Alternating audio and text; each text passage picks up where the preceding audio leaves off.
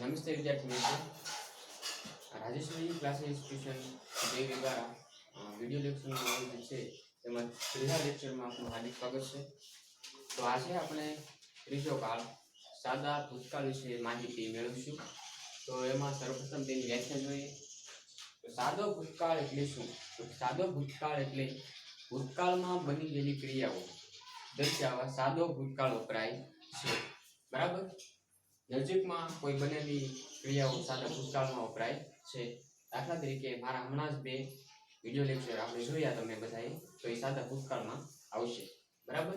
તો તેના સમયસૂચક શબ્દો દ્વારા કોઈ પણ કાળ આસાનીથી આપણે ઓળખી શકીએ છીએ। તો સમયસૂચક શબ્દો અને વાક્ય રચના બધા જ કાળની વ્યવસ્થિત રીતે પાકી કરવાની રહેશે। તો સમયસૂચક શબ્દો જોઈએ। yesterday, તો yesterday મિત્રો એ સાદા ભૂતકાળનું પ્રથમ સમયસૂચક શબ્દ છે। તો yesterday એટલે ગઈકાલે। પછી છે in, આને જો મિત્રો વિદ્યાર્થી મિત્રો in 2002, બરાબર। તો in પછી કોઈ પણ સમયગાળો આપી શકે છે। દાખલા તરીકે in 2002 પછી તો in 2005 અથવા 7, બરાબર। તો તેનું ગુજરાતી આવી રીતે થશે કે 2002 માં, બરાબર। તો કે 2002 માં આ વસ્તુ થઈ હતી અથવા આ વસ્તુ બની હતી। તો in પછી કોઈ પણ સમયગાળો આપી શકે, બરાબર। દાખલા તરીકે in 2012, બરાબર। 2012 માં જ આપણો વર્લ્ડ કપ ગયો, તો એ ભૂતકાળમાં આવશે, બરાબર। લાસ્ટ નાઇટ, ગઈ રાત્રે, બરાબર। લાસ્ટ પછી કોઈ પણ સમયગાળો આવી શકે, એવી જ રીતે લાસ્ટ વીક અથવા લાસ્ટ ડે અથવા લાસ્ટ સન્ડે, બરાબર। તો ચોથું સમયસૂચક શબ્દ અગો એટલે એક વખત, બરાબર। વન્સ એટલે એક વાર। મેની યર અગો, બરાબર, ઘણા વર્ષો પહેલા। કોઈ પણ વાર્તા કહેતા હોય ત્યારે આપણે કહેતા હોય છે ઘણા વર્ષો પહેલા આવું હતું, બરાબર, અથવા આવું થતું હતું। તો આ એના સમયસૂચક શબ્દો છે। તો હવે જોઈએ એના બે મોસ્ટ આઈએમપી નિયમ। તો બધા જે હું જે બી અહીંયા લખું કે મોસ્ટ આઈએમપી તમારે બધા જ કાળમાં વ્યવસ્થિત રીતે ફરજિયાતપણે પાકું કરવાનું રહેશે, બરાબર। તો પ્રથમ નિયમ છે એનો કે આ કાળમાં ક્રિયાપદનું ભૂતકાળનું રૂપ જ આવે। જે મેં તમને જ્યારે તમારા ઘરે જ આપણે લેશન દેવા આવતા ત્યારે ક્રિયાપદના ભૂતકાળના રૂપો, મૂળ ક્રિયાપદ ને ભૂતકાળનું રૂપ એવી એક ઝેરોક્ષ આપી હતી। તો એ ક્રિયાપદો હવે તમારે અહીંયા ઉપયોગ કરવાના રહેશે। તો હવે કદાચ પાકા ન કર્યા હોય તો અત્યારે હવે પછી પાકા કરી લેજો, બરાબર। આ કાળમાં ક્રિયાપદનું ભૂતકાળનું રૂપ જ આવે। દાખલા તરીકે eat, આ ક્રિયાપદનું મૂળ રૂપ છે। તો eat એટલે ખાવું, તો એનું ભૂતકાળનું રૂપ થાય ate,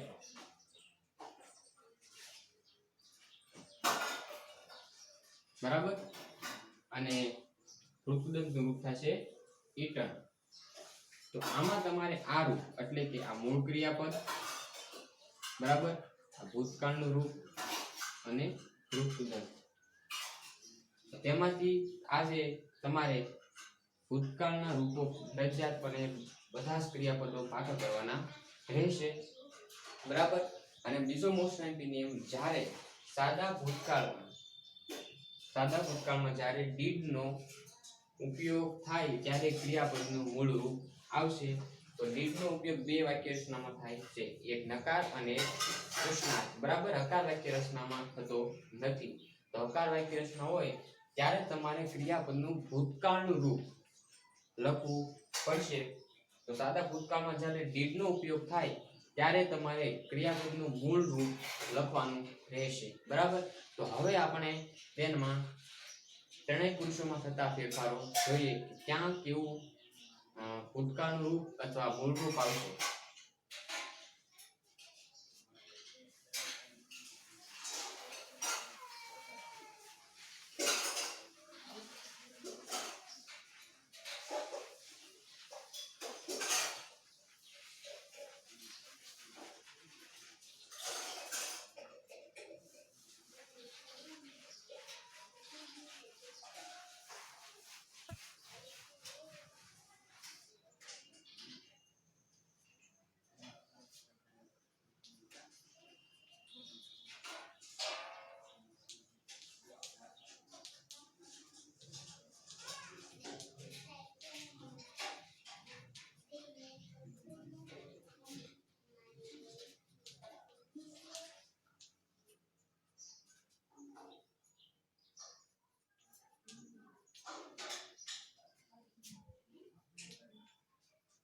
પ્રથમ પુરુષ આઈ, એનું બહુવચન વી, બરાબર.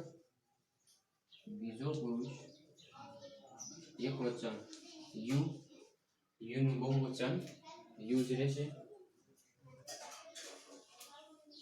ત્રીજો પુરુષ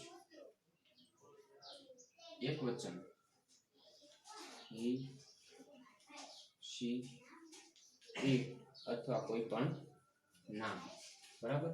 એનું બહુવચન થશે ધે, બરાબર. તો હવે આપણે ત્રણેય પુરુષોમાં થતા ફેરફારો જોઈએ, બરાબર. તો આ કાળમાં આપણે અહીંયા મેં જોયું, બરાબર. તમે જોયું છે કે મોસ્ટ ટાઈમ બે નિયમ લખાવ્યા. તો આ કાળમાં હંમેશા ક્રિયાપદનું ભૂતકાળ રૂપ જ આવે, બરાબર. અને જ્યારે ડીડ નો ઉપયોગ થાય ત્યારે મૂળ રૂપ આવશે. તો આ સાથે દાખલા તરીકે આપણે કોઈ પણ એક ક્રિયાપદ લઈએ, તો કે ગો લઈ આવો, ગો, બરાબર. તો આ ક્રિયાપદનું મૂળ રૂપ છે, મૂળ ક્રિયાપદ, બરાબર. ગો એટલે જવું. આ ભૂતકાળનું રૂપ જોઈએ, ભૂતકાળનું રૂપ વેન્ટ, અને ભૂતકૃદંત તો ગોન. તો આપણે જ્યારે તમે સાદા ભૂતકાળના વાક્યો જોઈ શકો ત્યારે તમારે ભૂતકાળનું રૂપ જ લખવાનું રહેશે. તમારે વાક્ય હશે, વાક્ય પૂર્ણ થાય ત્યારે તમારે મૂળ ક્રિયાપદ આપ્યું છે, જે મૂળ ક્રિયાપદ આપ્યું હોય એનું તમારે ભૂતકાળનું રૂપ કરવાનું રહેશે, બરાબર. તો આઈ સાથે આવશે વેન્ટ, એવી જ રીતે યુ સાથે પણ વેન્ટ. જ્યારે ડીડ નો ઉપયોગ થાય ત્યારે જ મૂળ ક્રિયાપદ આવે. તો અહીંયા બધે જ ભૂતકાળનું રૂપ જ આવશે.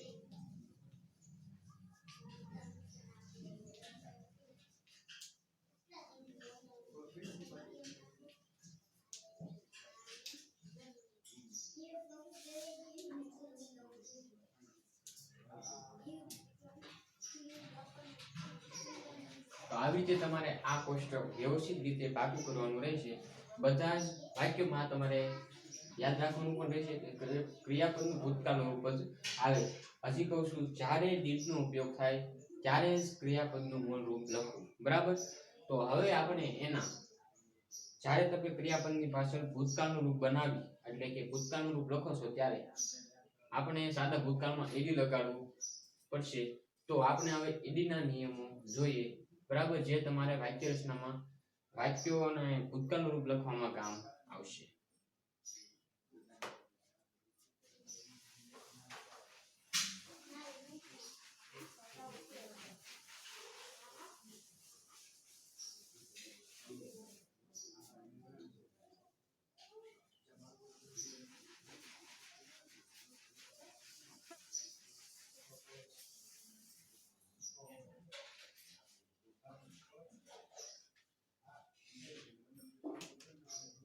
તો આપણે એડીના નિયમો જોઈએ.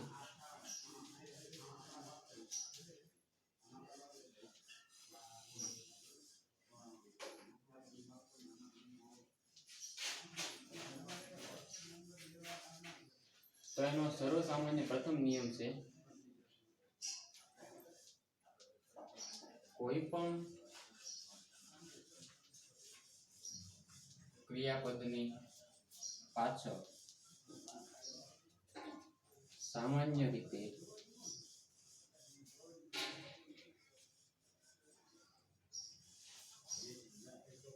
ઈડી લગાડવામાં આવે છે.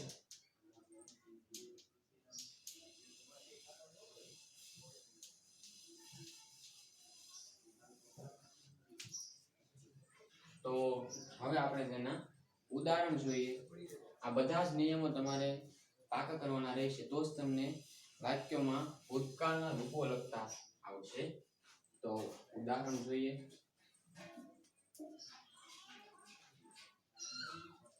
લુક, લુક એટલે જોવું, અને ભૂતકાળનું રૂપ થશે લુકડ. પછી છે વોચ, વોચ, બરાબર. આ મૂળ ક્રિયાપદ છે, વોચ એટલે પણ જોવું, તો વોચનું ભૂતકાળનું રૂપ થશે વોચડ.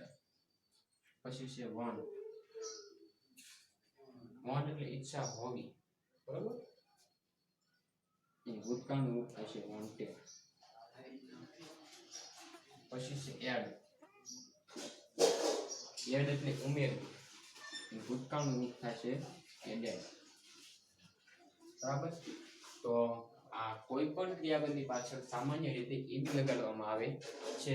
તો એમાં લુક ભૂતકાળનું રૂપ લુકડ, વોચ વોચડ, એવી રીતે બે ક્રિયાપદો એક્ઝામ્પલ તરીકે જોઈએ આપણે. હવે આપણે બીજો નિયમ જોઈએ.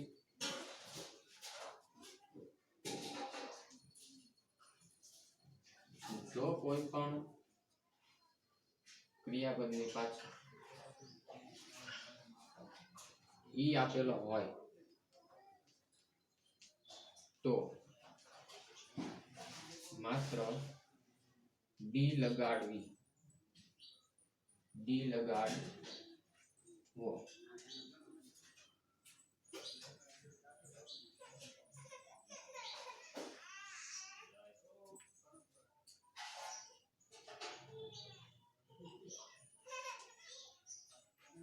બીજો નિયમ શું છે કે જો કોઈ પણ ક્રિયાપદની પાછળ ઈ આપેલો હોય તો માત્ર ને માત્ર ડી લગાડવો અને ભૂતકાળનું રૂપ લખવું. તો હવે આપણે તેના એક્ઝામ્પલ જોઈએ.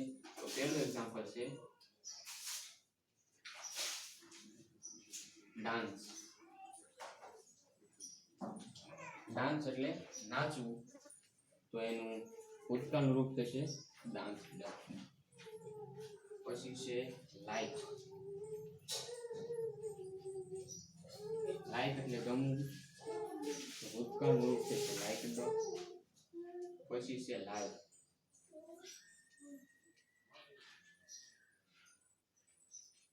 લાઈવ એટલે જીવંત પ્રસારણ, જે આપણે ઘણીવાર ટીવીમાં સમાચાર સ્વરૂપે જોતા હોઈએ છીએ, બરાબર. તો હજી એક લઈ લઈએ. ક્લોઝ એટલે બંધ કરવું, બરાબર. તો આ બીજા નિયમ હતો આપણો. જો કોઈ પણ ક્રિયાપદની પાછળ ઈ હોય, જો કોઈ પણ ક્રિયાપદની પાછળ ઈ હોય તો માત્ર ને માત્ર ડી લગાડવો અને ભૂતકાળનું રૂપ લખવું, બરાબર. તો આ બીજો નિયમ હતો. હવે આપણે ત્રીજો નિયમ જોઈએ.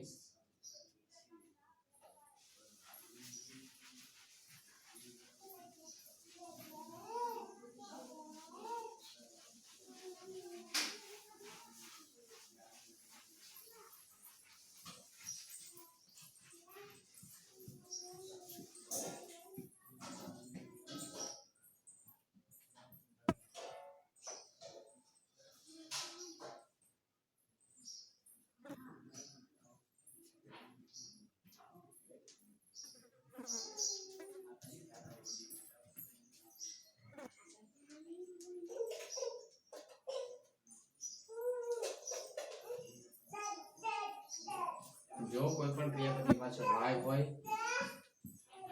અને તેની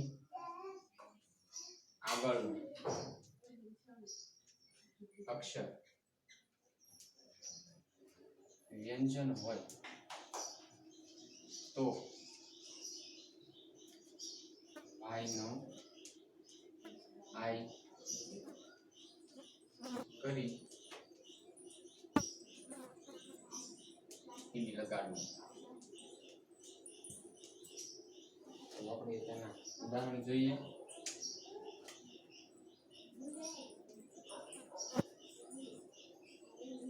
પ્રથમ છે સ્ટડી,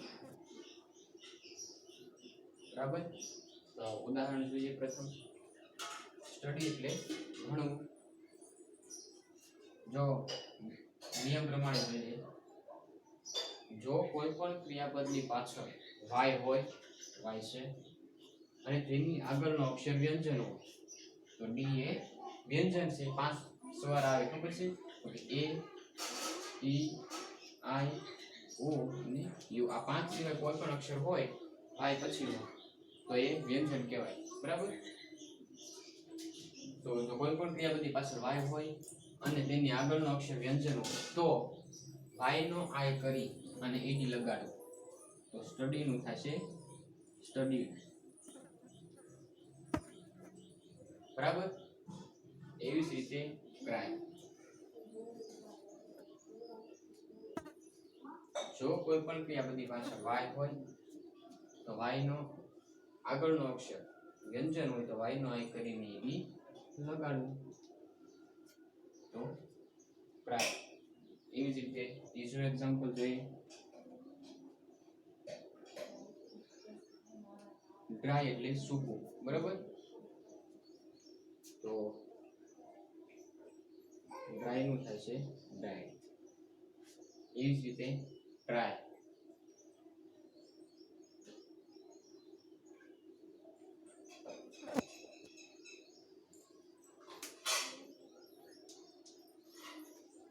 બરાબર. તો આ ત્રણ નિયમ થયા. હવે આપણે ચોથો નિયમ જોઈએ.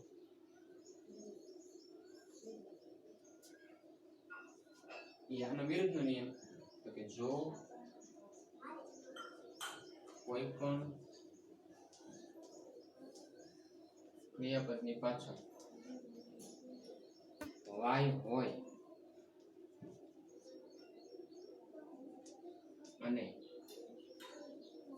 તેની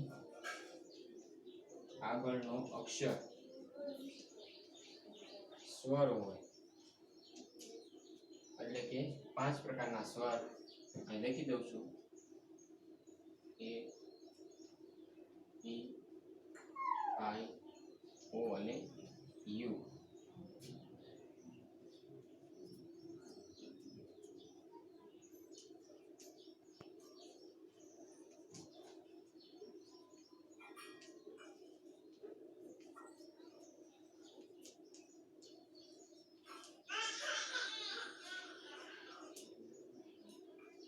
નિયમ સમજીએ. જો કોઈ પણ ક્રિયાપદની પાછળ વાય હોય અને તેની આગળનો અક્ષર સ્વર હોય, એટલે કે 5 એ, ઈ, આઈ, ઓ, યુ, આ 5 સ્વર હોય તો વાય નો આય થતો નથી, માત્ર ને માત્ર ઈડી લાગે છે. તો પહેલું એક્ઝામ્પલ જોઈએ તો કે પ્લે.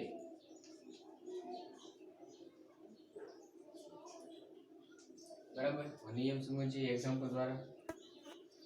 જો કોઈ પણ ક્રિયાપદની પાછળ વાય હોય, પ્લે એટલે રમવું ક્રિયાપદ છે, અને તેની આગળનો અક્ષર સ્વર એટલે આ 5 માંથી કોઈ પણ એક, તો પહેલો છે એ. તો વાય નો આય થતો નથી, માત્ર ને માત્ર ઈડી લાગે છે.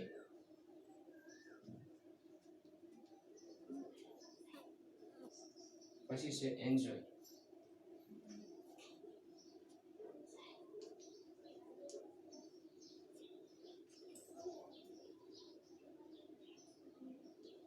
એન્જોયમાં પણ આવી જ રીતે એન્જોય. જો કોઈ પણ ક્રિયાપદની પાછળ વ્યંજન સોરી વાય હોય અને વાય ની આગળનો અક્ષર સ્વર ઓ એ સ્વર છે, આ 5 માંથી કોઈ પણ એક. બરાબર. તો વાય નો આય થતો નથી અને માત્ર ને માત્ર ઈડી લાગશે. બરાબર. ચોથું છે પ્રે. ત્રીજું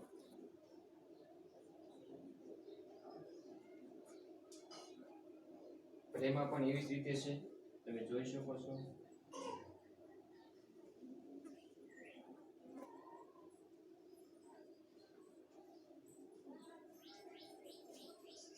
એન્જોય એટલે આનંદ કરો, પ્રે એટલે પ્રાર્થના કરવી.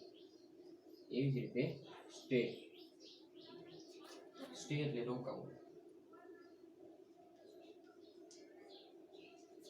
બરાબર. સ્ટે. તો હવે આપણે 5મો નિયમ જોઈએ.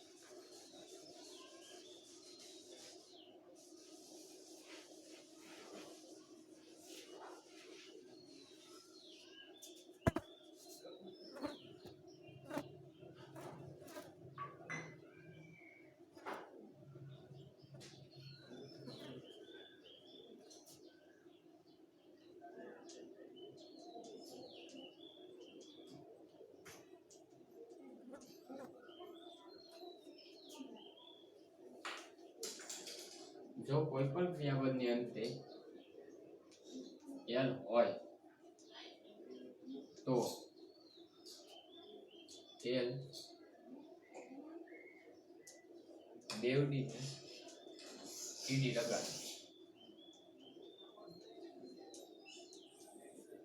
બરાબર. તો પ્રથમ ઉદાહરણ લઈએ. ઉદાહરણ દ્વારા સમજીએ કે પૂરક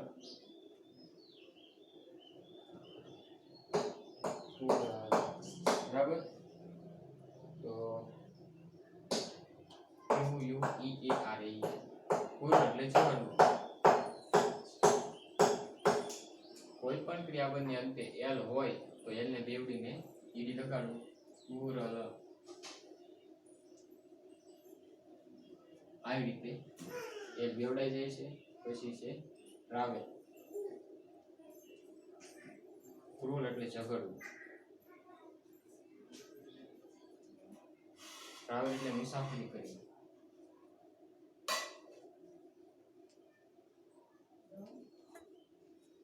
તો આવી રીતે તમારે જ્યારે કોઈ પણ ક્રિયાપદની અંતે એલ હોય તો એલ ને બેવડીને ઈડી લગાડવું. પછી છે છઠ્ઠો નિયમ.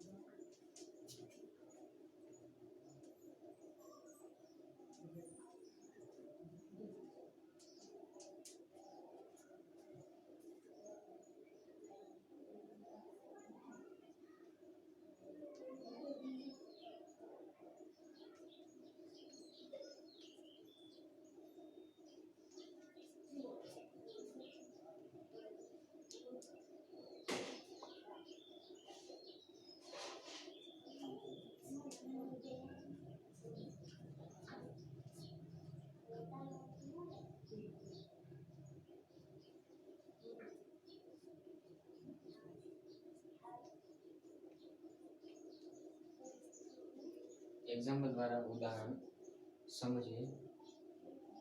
જો કોઈ પણ ક્રિયાપદની પાછળ વ્યંજન હોય તેની આગળનો અક્ષર સ્વર હોય તે વ્યંજન બેવડીને ઈડી લગાડવું. તો જોઈએ કોઈ પણ ક્રિયાપદની પાછળ વ્યંજન હોય તેની આગળનો અક્ષર સ્વર હોય તો વ્યંજન બેવડી જાય અને ઈડી લગાડવું. તો આપણે જોયું, બરાબર.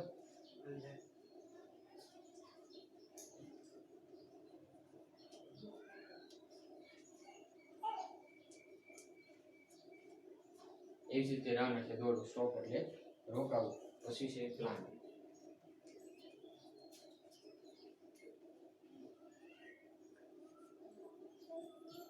તો એવી જ રીતે અહીંયા પણ પ્લાન એટલે યોજના બનાવવી, એવી રીતે. તો પ્લાન બરાબર. તો સર તો વિદ્યાર્થી મિત્રો આ એના નિયમો છે. હવે પછી આપણે આવતા લેક્ચરમાં ત્રણેય પ્રકારની વાક્ય રચના દ્વારા સાદા ભૂતકાળના વાક્યો કઈ રીતે લખવા અથવા શીખવા તે આવતા લેક્ચરમાં જોઈશું. આ નિયમો બધા છે વ્યવસ્થિત રીતે પાકા કરવાના રહેશે, બરાબર. અને યોગ્ય રીતે નોટબુક બનાવતી રહેવાની છે, બરાબર. આની પાકી બનાવજો જેથી કાલ હાલે વ્યવસ્થિત નોટ ડાઉન કરી લેજો.